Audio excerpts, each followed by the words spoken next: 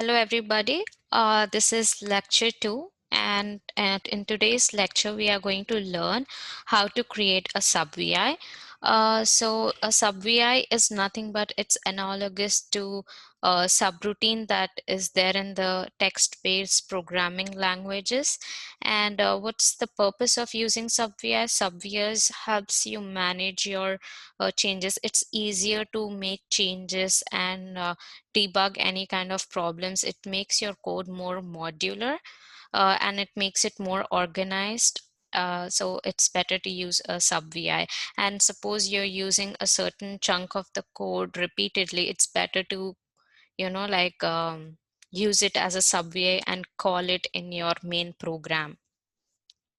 So as we see here, this is a C code, and the average is nothing but a subroutine that's being called, and the point one, these are not point one, point two, point average. These are nothing but parameters that are being passed to the subroutine.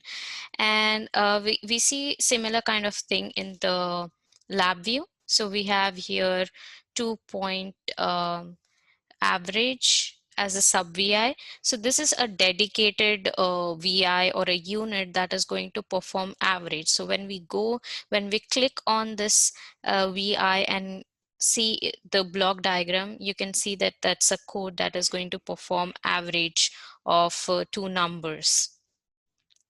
Similar, yeah. So inside average subroutine, you have these parameters and these functions being carried out. So and then next we are going to implement this exercise here. Yeah, this exercise, I'm going to demonstrate it so you get a better understanding how you can, one of the important steps to use a VI as a sub VI is to build the icon and the connector pane. So that's it, like then you are good. So I'm going to demonstrate that for you. So let me go to NI lab view.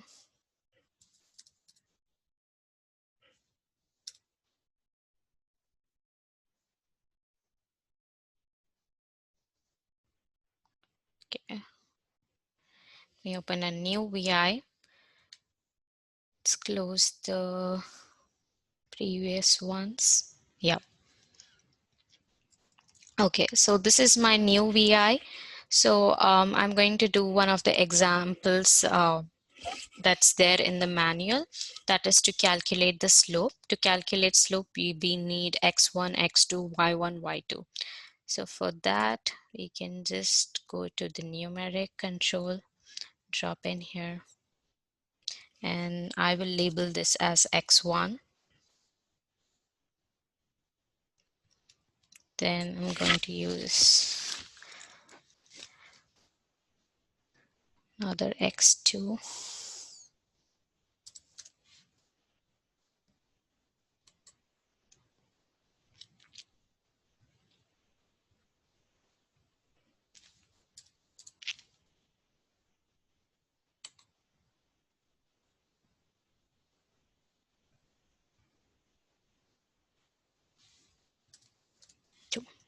Okay. And then for the output, we use a numeric indicator. Okay. We'll label this as slope. Okay. Now you see that the presentation is not good. Like the buttons are all over the place. So one of the things that you can do is you can select whatever you want to organize. Suppose these two buttons, I want to align them. You have this option called align objects. Okay, you can just choose to do something like this.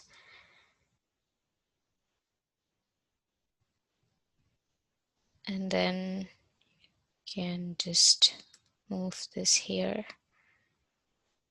Okay, and then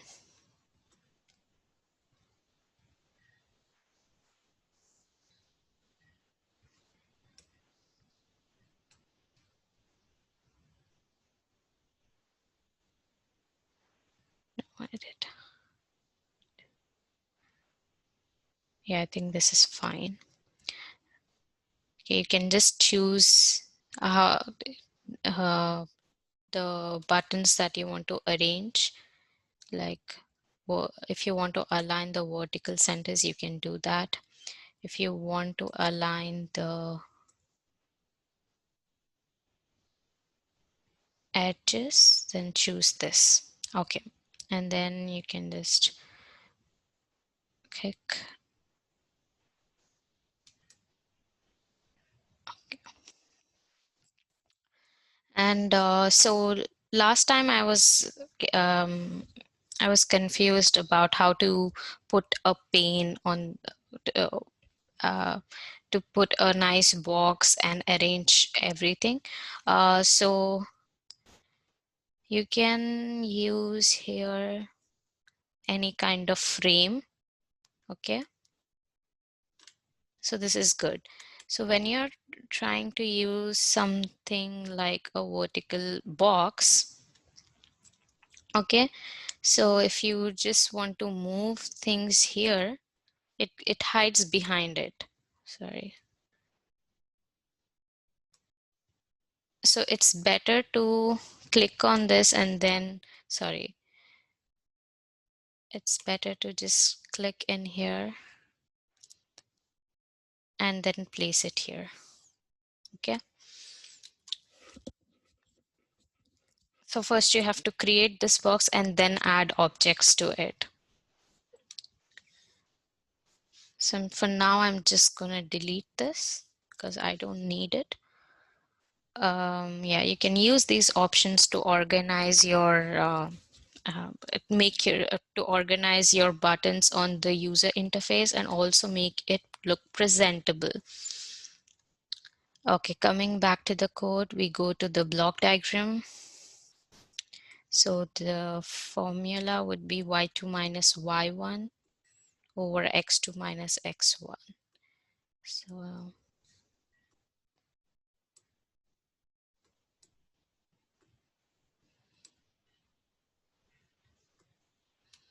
okay, then I'm going to have subtraction.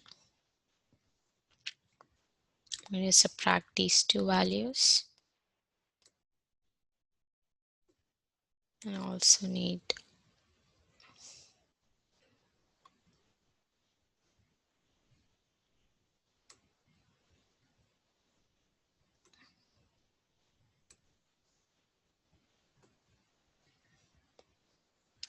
and then we need to divide these values. So use the divide option.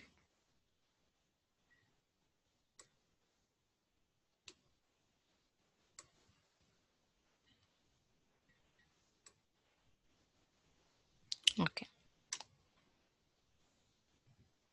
there you go. Okay, so this is how our code is. Now let's go to the front panel. Now we want to use this as a sub VI in some other, if we want to create a sub VI of this. So what you do is just change the display picture, put a picture or some kind of notation that will help you identify your program easily. You can just customize it. So you just double click on the icon and then choose the select option here. Okay, so you have like different options here like pencil, line, dropper, fill in color, or draw a rectangle, an ellipse with, you know, with different color, or empty with no color. You have eraser, you can insert text, you can move the objects. So, and this is the select option. So I'm just going to select this portion and delete it. So, and then you can, you know, like use these are the different options. Like you can insert text here, you can insert any kind of images here, like you can just type here. Okay, if now I want to insert the axis, so if I just, okay, here I see the axis, so I'm just going to drag and drop it here.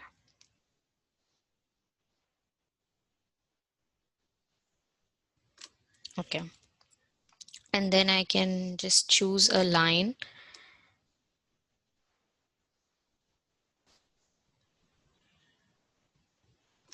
Okay, and you can change the color here, like by double clicking here, and you can choose whatever color you want. I think I can just switch to red. This is line color and this is fill color.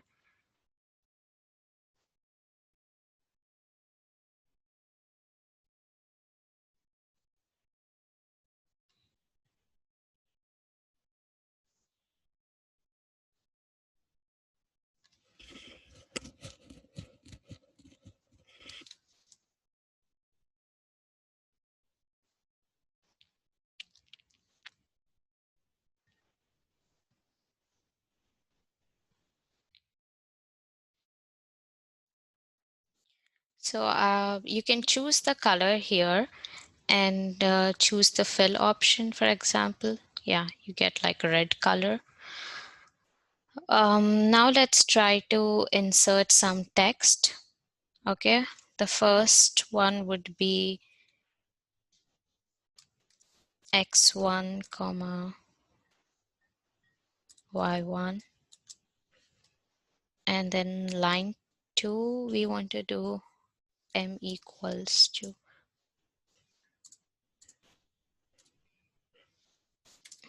question mark, and then to put text. Okay, you can choose the fonts or align the way you want it. Left, I think right is better. Center, no, I feel the right is better. Okay, so you have your icon ready, and just hit OK, and then you see it's been updated here. Now it's time to build the connector pane.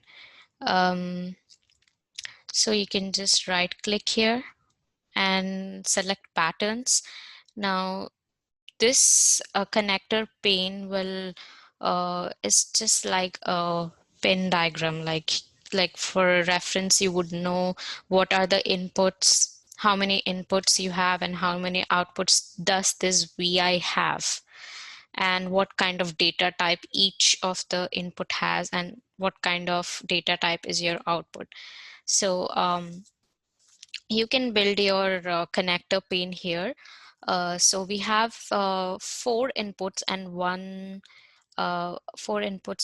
output, so it would be better for me to choose this one, but of course you're free to choose extra terminals also. Maybe if you want to add more terminals later on, you can do it.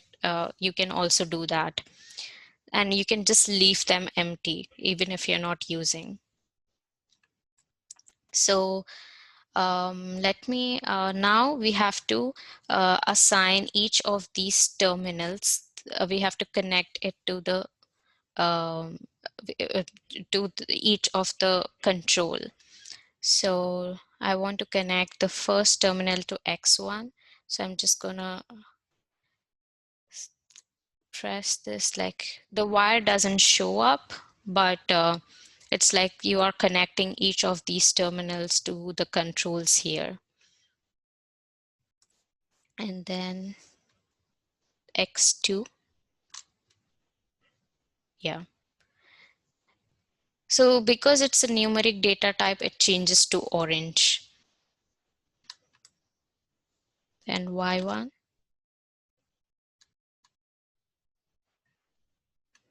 and then this is Y2.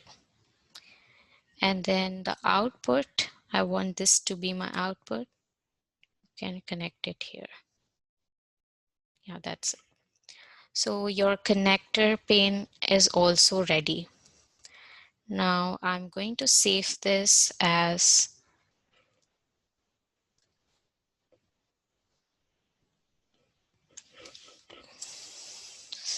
slope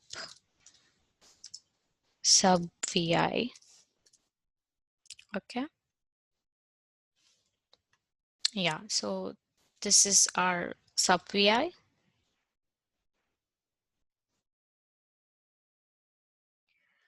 So now our subVI is ready. If now I'm going to write a new program and I'm going to incorporate this subVI. I'm going to call the subVI in that program. How can I do that? Just this is a new program that I have opened. Then just right click and oops, just scroll down and then choose the option select a VI. Okay, and then you can select the subVI that we just created, which is slope underscore subVI, and just hit OK. Okay, there you go. We have our subVI here in this program. And when you hover over this, it's just going to show you each terminal, as you can see here, X1, X2, Y1, Y2.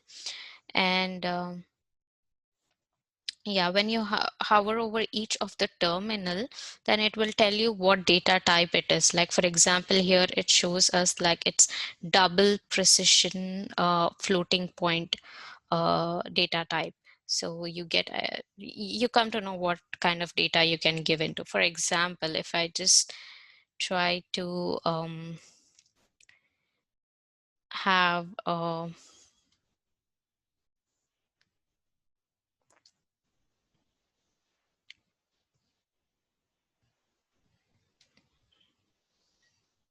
sorry, string, for example, I take a string constant and try to like connect it to x1. It doesn't connect because it's a numeric data type. So we just got to delete it.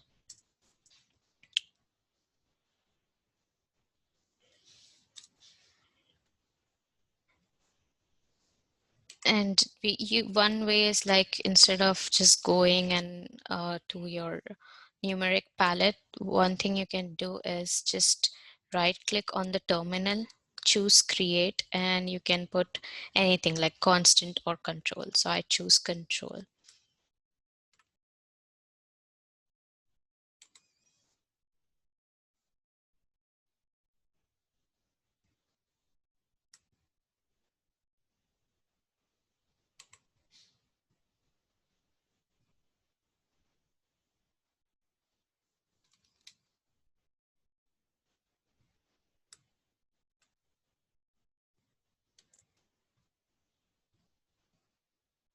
Let's say I'm just going to choose here some kind of constant, and then you can have your output create indicator.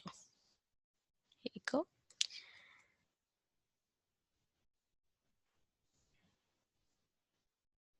Here you have all these controls, and now you don't have to write the code. You don't have to put the functionalities of subtract or whatever. This subVI is going to take care of that.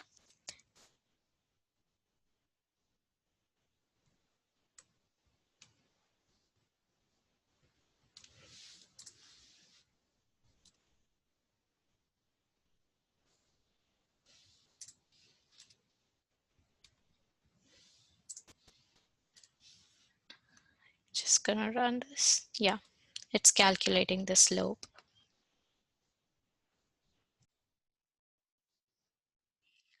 Also, one thing that I wanted to let you know is you can make the terminals like you have to connect like you can make them mandatory, like you have to connect something to it. So you can just uh, you need to give some kind of input to that terminal.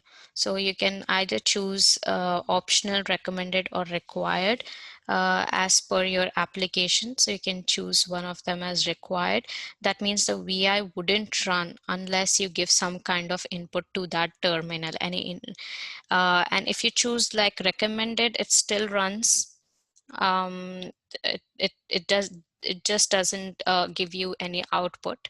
But if you choose like required, then it shows an error unless you get any, if unless you connect any kind of input to that terminal. So yeah, you do have this option, like just this connection is, you can just say recommended, required. This is required. Of course, you need inputs to calculate the output. Yeah. And one last thing is you have to practice the exercises here in this PDF, and the places where you see that they are asking you to access examples. We don't have such examples. I don't know what package they had, but it's very easy. You can just build this VI very easily. You don't need to have use an example or something. You can build the VI. And so yeah, for this exercise, they are opening an already like an inbuilt example, but you can easily see the block diagram and the front panel and create it yourself. And the second thing is here they are using the value, they're collecting the values from the sensor itself with the help of a DAQ device, which we are not doing right now. So instead of okay, let me go to the block diagram. Yeah, so here you can see the block diagram. Now this VI is specific to the DAC device they are using. So instead of read voltage.vi, you can use anything like a sine wave simulator or a square wave or a random noise, random signal generator. You can use that option to like simulate an input signal. So that how you do that just by I have shown this in the lecture 1 also. Just have to go here, go to signal processing, waveform generation, and you can use like a basic function generate or yeah, sine waveform generator or square waveform or simulate signal. You can adjust different parameters and use them. So for that example, you can just replace the read voltage VI with any of the signal simulators. Okay, and yeah, there is no homework submission, but just make sure you practice everything. Um, and let me know if you have any questions. Thanks for paying attention. Bye-bye.